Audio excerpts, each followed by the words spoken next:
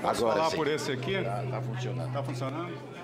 Bom, muito bom dia. Podemos começar? Bom, muito obrigado, presidente. A PEC é um assunto realmente muito quente. A discussão que tem sido feita em torno dela tem trazido alguns mitos e eu vou procurar analisar 7 mitos que têm sido divulgados em torno da PEC e esclarecer os reais objetivos e a importância dessa medida. Para começar, antes de passar para os 7 mitos, nós temos 3 pontos fundamentais. Em primeiro lugar, existem vários modelos de desenvolvimento econômico. Existe desenvolvimento econômico induzido pelo Estado, desenvolvimento econômico induzido pelo aumento da educação, pela expansão do mercado interno. Os países encontram os seus caminhos de fazer o desenvolvimento econômico. O que não existe na história econômica recente é um país que conseguiu se desenvolver com uma dívida pública crescendo assustadoramente, com um desequilíbrio estrutural nas suas contas. Então, ajuste fiscal é o passo número 1. Ter estabilidade fiscal é a condição que nós temos para sair da situação em que nós nos encontramos.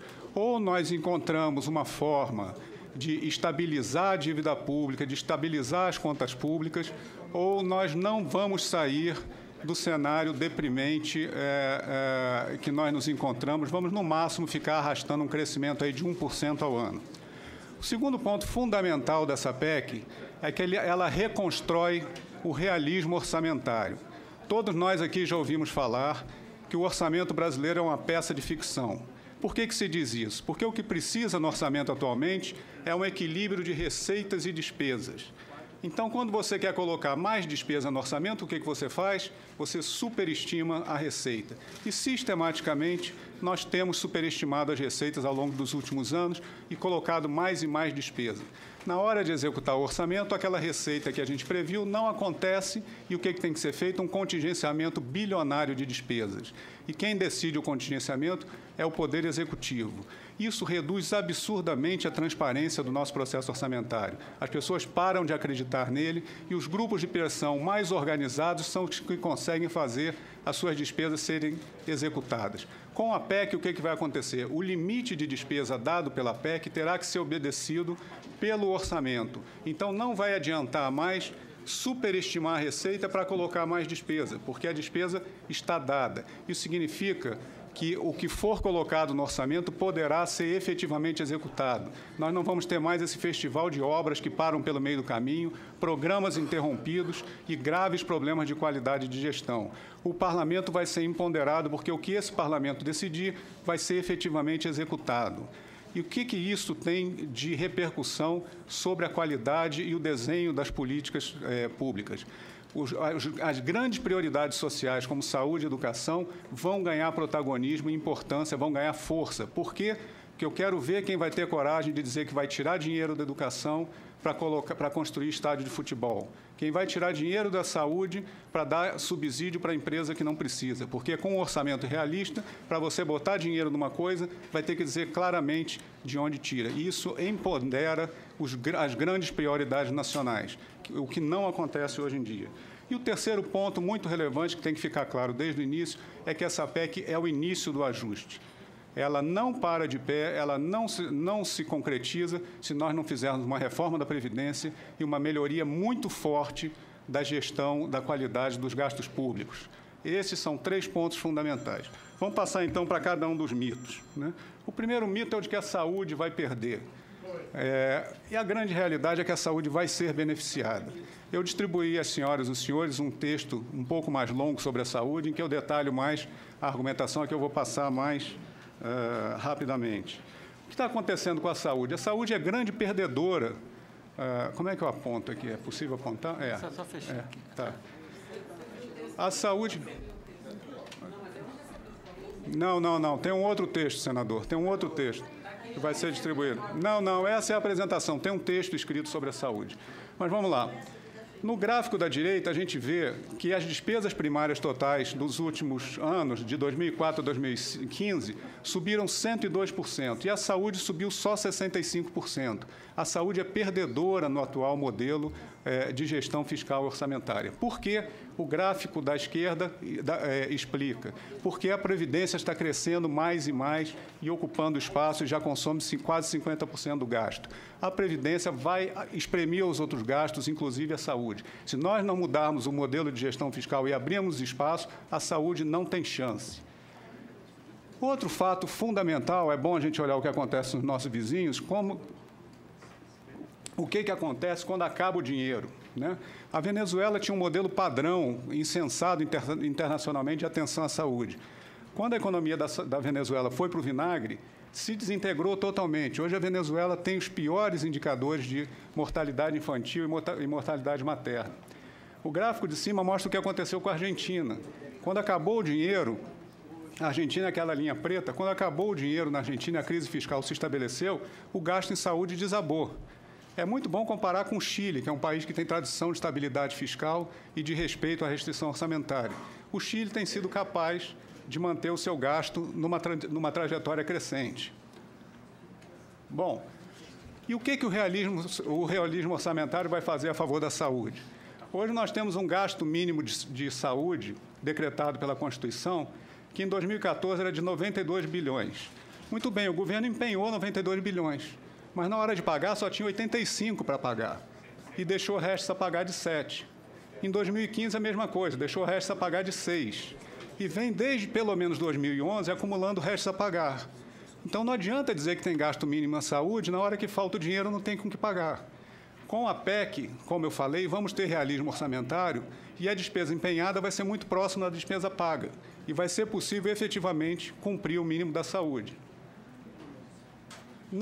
Tem que lembrar sempre que não temos um limite máximo para a saúde, o limite é mínimo, portanto, é uma proteção, e a PEC antecipa uma progressão de recursos, do cálculo dos recursos mínimos da saúde. Pela regra atual, ela chegaria a 15% da receita corrente líquida em 2020. Isso foi antecipado para 2017, de modo que já dá uma injeção para o setor da saúde de 10 bilhões de reais, que será carregado ao longo de todo o processo do novo regime fiscal. Então, portanto, de cara, a saúde já tem uma recuperação da sua verba mínima, né? Se o gasto da saúde continuar atrelado à receita, ela vai continuar vulnerável ao que nós estamos vivendo agora, períodos de forte queda da receita. Se nós estivéssemos com a regra da PEC de corrigir o mínimo da saúde pela inflação, desde 2014, o mínimo estaria sendo reajustado por taxas maiores do que o da receita. Por exemplo, em 2015, a receita cresceu 6,9% e a inflação quase 11%.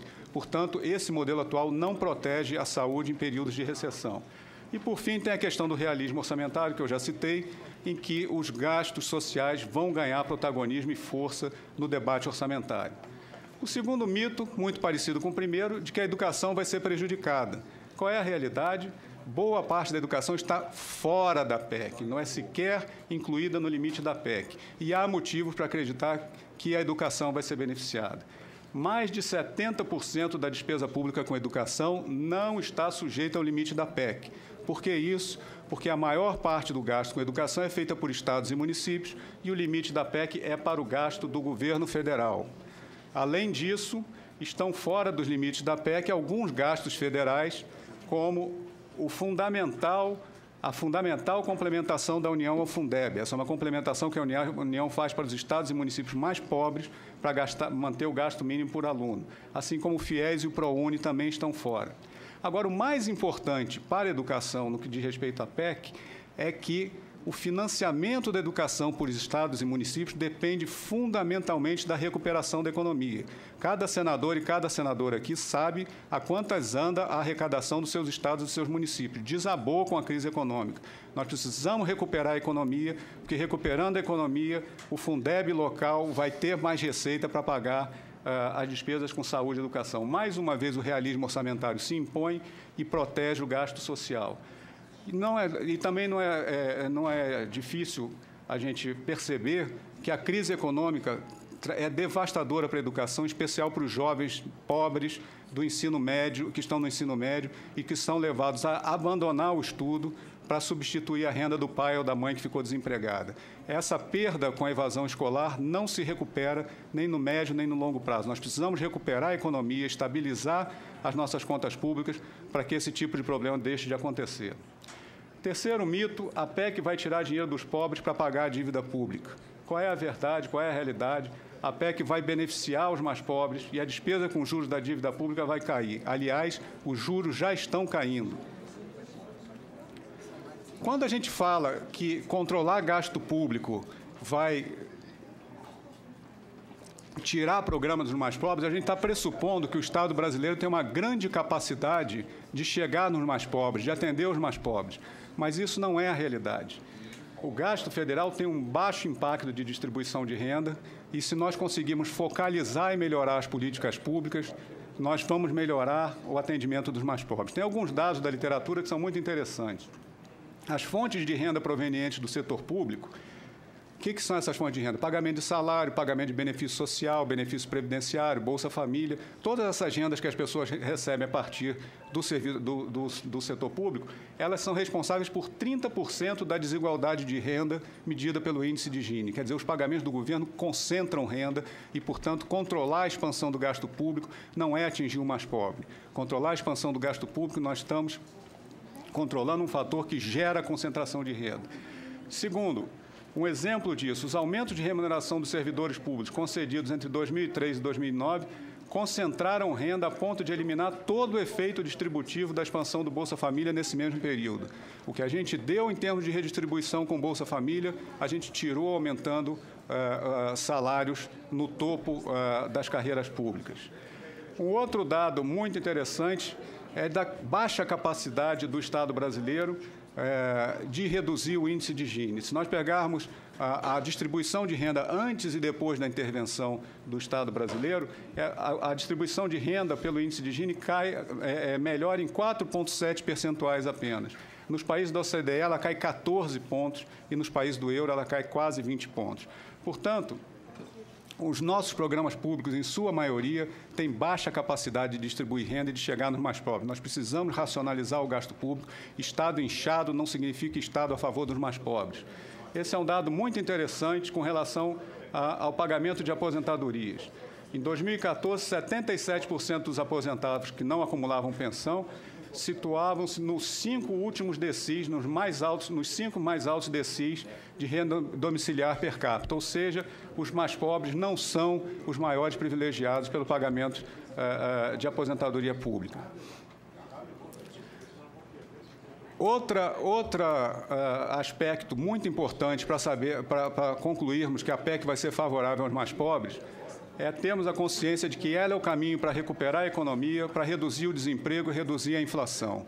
O desemprego pesa muito mais sobre os mais pobres. A pessoa mais pobre não tem uma poupança acumulada para financiar a sua perda de renda durante o desemprego. Ela não tem patrimônio para vender, ela não tem gordura no seu orçamento doméstico para se ajustar enquanto está sem emprego. Ela não tem acesso a crédito bancário, ela tem pouco acesso a crédito familiar. E, portanto, é muito mais dura a realidade do desemprego para os mais pobres, e nós estamos com mais de 12 milhões de desempregados, a grande maioria na base da pirâmide social. Também é muito claro que os pobres são os maiores prejudicados pela inflação essa que vai explodir se nós não mudarmos o nosso regime fiscal. Como disse aqui o professor Samuel, nós vamos para uma situação parecida com a Argentina, ficar com inflação lá para 30%, 40%. E todo mundo viu com o Plano Real o grande ganho de renda que houve quando houve a súbita estabilização de preços e as pessoas mais pobres tiveram forte melhoria na sua qualidade de vida. Bom, eu já falei que os pobres não vão perder. Esse mito fala entre os pobres, tirar dinheiro dos pobres e pagar mais juros. Na verdade, os juros pagos pelo governo vão cair com a aprovação da PEC. Na verdade, as taxas de juros já estão caindo. E aí a gente precisa entender por que o juro é alto no Brasil. O Samuel já falou um pouco aqui sobre isso. O governo, quando tem um déficit, ele vai todo mês ao mercado pedir dinheiro emprestado. Quanto mais ele pressiona esse mercado pedindo mais e mais crédito, o preço desse crédito sobe. O preço do crédito é justamente a taxa de juros. Outro motivo pelo qual a taxa de juros sobre a dívida pública cresce é que o governo, mais e mais endividado, vai se tornando um devedor de risco, a qualificação de risco dele pelas agências de avaliação vai caindo e, naturalmente, quem vai emprestar para o governo, que não é o grande especulador, sou eu que tenho meu dinheiro num fundo de pensão, é a dona de casa que tem o dinheiro numa aplicação financeira, somos nós, aqueles que compram tesouro direto, são essas pessoas que aplicam em títulos públicos, essas pessoas vão querer uma rentabilidade maior para emprestar ao governo e, por isso, o juro também sobe. Vamos ver o que está acontecendo. Esse gráfico da esquerda, ele mostra a taxa de juros sobre os títulos de longo prazo do Tesouro Nacional. O Tesouro vai ao mercado, faz o leilão, vende seus títulos. O que aconteceu com a taxa de juros ao longo de 2015, quando havia clara percepção no mercado de que a política fiscal estava à deriva, que não havia um plano de estabilização fiscal, não havia um plano para controlar a dívida pública e não havia consenso político em torno disso. Ao longo de 2015, a taxa de juros subiu. A partir do momento em que houve uma mudança de política econômica e as taxas e houve a perspectiva de que há uma política de estabilização fiscal, as taxas de juros de longo prazo começaram a cair, despencaram de 7,38 para 5,79 e 5,68 nos dois tipos de título. O quadro do lado mostra um quadro similar, né, o gráfico ao lado, que é a taxa de risco a taxa de risco dos títulos brasileiros. No período de 2015, houve uma disparada desse risco pelo temor de descontrole fiscal e, a partir do momento em que se estabilizou uma possibilidade de reenquadramento da política fiscal, de reestabilização fiscal, essa taxa de risco caiu abruptamente. Bom, vamos passar para o quarto mito. É aquele que diz que não é preciso fazer ajuste. O Brasil está vivendo só uma crise passageira, decorrente da crise internacional, e quando o mundo voltar a crescer, a gente volta a crescer junto com o resto do mundo e fica tudo muito bem. A realidade não é essa. A realidade é que nós estamos vivendo a maior crise desde o início do século XX. Essa crise é culpa de erros de política econômica dos últimos anos, e sem um programa de ajuste fiscal, o nosso destino é a insolvência, o baixo crescimento e a inflação. É a mediocridade e a crise permanente. Como é que a gente vê isso? Samuel já mostrou um pouco esses números, eu vou passar rapidamente. O quadrinho ali do lado mostra a queda do PIB nas piores crises desde o início do século XX. Nem na crise de 29 o PIB caiu tanto quanto caiu agora. Caiu 5,3%. Agora, em 2 anos, nós tivemos uma queda de 7% do PIB. A crise, portanto, é grave, é muito grave. E que tal essa ideia de que a crise é grave para todo mundo? Basta olhar a taxa de crescimento dos outros países no mundo, que nós vamos ver que o Brasil só ganha da Venezuela, que é um país que está numa situação que todo mundo sabe qual é. Todos os outros países estão se saindo muito melhores do que o Brasil. Isso revela que nós temos um problema interno, que nós precisamos ajustar a nossa economia internamente. O mito número 5. O prazo da PEC de 20 anos é muito longo e vai estrangular as políticas públicas. Qual é a realidade? O prazo permite um ajuste gradual e não haverá estrangulamento. Eu gostaria aqui, inclusive, de comentar a projeção que foi apresentada aí de estrangulamento, que faz uma projeção para 20 anos. E, na verdade, a PEC não são 20 anos, a PEC são 10 anos mais 10. No 10º ano, o método de correção da despesa... No 10º ano, o método de correção da despesa pode ser alterado a cada mandato presidencial. Portanto, a regra de correção da despesa vai durar por 10 anos, no 10º ano, e a partir de cada mandato presidencial ela será repactuada. Isso significa o quê? Isso significa o quê? Que lá no 10º ano, se nós estivermos com a economia ajustada, equilibrada, a taxa de crescimento da despesa poderá ser outra e poderá crescer mais rapidamente. Ou então, o gestor pode escolher reduzir a carga tributária ou aumentar a transferência para estados e municípios. Nós vamos estar em outra situação. Por que 10 anos mais 10 anos? Nós estamos saindo de um déficit primário de 2,7% do PIB. Para nós estabilizarmos a dívida pública, nós precisamos chegar a um superávit de alguma coisa como 2,5 ou 3 do PIB. Então, nós temos aí um caminho de pelo menos 5 pontos do PIB de ajuste das contas públicas para não irmos para o vinagre, para termos alguma chance de sermos uma economia civilizada e voltarmos a crescer. Por isso, nós precisamos de um período de 10 anos que, com meio ponto do PIB de ajuste gradual, anual, nós conseguiríamos chegar a fazer essa travessia. Não é um ajuste excessivo e é suficiente para manter o controle da dívida pública. Sem o gradualismo da PEC, nós íamos precisar de medidas extremas. Nós seríamos hoje o que está sendo o Rio de Janeiro. Se não quiserem fazer nada, não fazemos nada. Esperemos mais um pouco e adotemos o modelo Rio de Janeiro. É uma opção, podemos discutir, tá certo? Com relação ao estrangulamento da despesa, as nossas projeções mostram que a adoção da PEC vai nos levar a uma despesa em 2026, no final do período de 10 anos, na faixa de 16% do PIB. O que é isso? É exatamente o que nós tínhamos lá por 2005, 2006. Em 2005, 2006, ninguém vivia em Estado africano, tá certo? Então, as projeções mostram que é plenamente factível o ajuste e não é um ajuste excessivo. O mito número 6. O mito número 6 diz o seguinte: para sair da crise, é preciso que o governo gaste mais em vez de gastar menos, que é para estimular o crescimento econômico com políticas anticíclicas. Qual é a realidade que nós estamos vivendo? A situação fiscal é muito grave e não há espaço para política anticíclica, ponto. Fazer política anticíclica hoje, aumentar gasto, é jogar querosene, gasolina na fogueira, é querer aprofundar a crise fiscal, tá certo? Para aqueles que dizem que basta fazer o PIB crescer e que, com o PIB crescendo, a relação dívida-PIB vai se estabilizar, as nossas contas mostram o seguinte: sem ajuste fiscal nenhum, nós vamos precisar que o PIB cresça 8% ao ano, de hoje até 2025, para a dívida pública se estabilizar. Eu acredito que não seja factível, certo? Volto a repetir.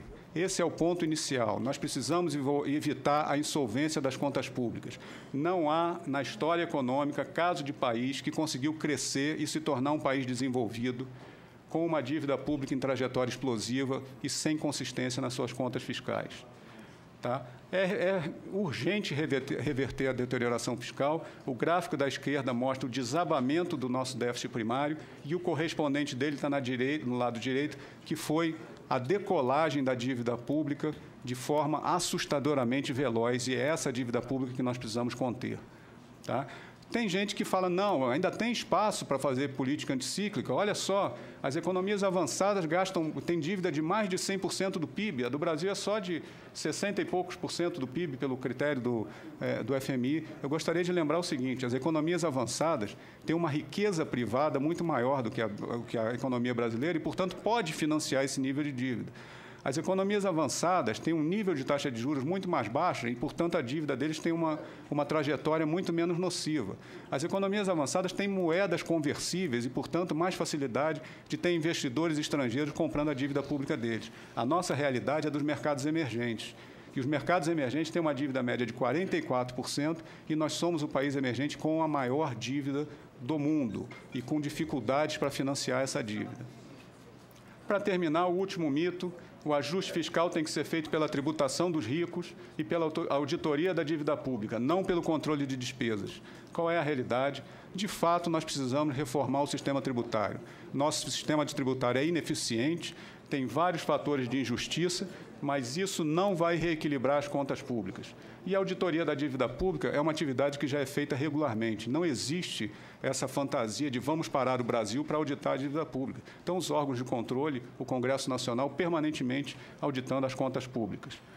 O nosso problema é a despesa, tá certo? Essa é a trajetória da despesa. Se eu for fazer ajuste pelo lado da receita, eu estou aqui desequilibrado com a receita mais alta, com a despesa mais alta, eu aumento o tributo. Só ano que vem, a despesa está aqui, eu vou ter que aumentar de novo. Nós vamos para uma corrida que vai chegar a 100% do PIB de gasto público e de tributação. É isso que nós queremos? Isso é inviável. Nós temos que atacar a fonte do problema e restringir a nossa propensão a expandir o gasto público.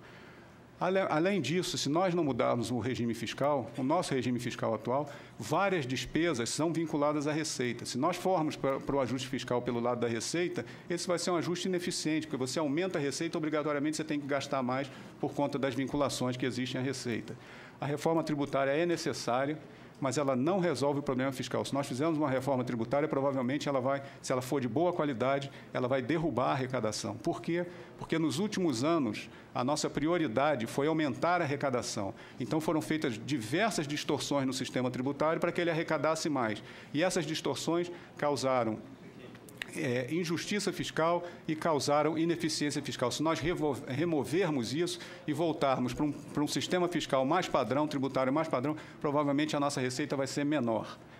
Bom, eu gostaria de encerrar aqui dizendo, reforçando, a PEC 55 é o primeiro passo de uma caminhada de ajuste fiscal que não tem alternativa. Se nós queremos voltar a crescer, se queremos ser um país civilizado e transitar para um país de renda alta, nós precisamos enfrentar o problema básico do desequilíbrio fiscal e da dívida em trajetória explosiva. Sem isso, não há qualquer modelo de crescimento que se sustente. Muito obrigado.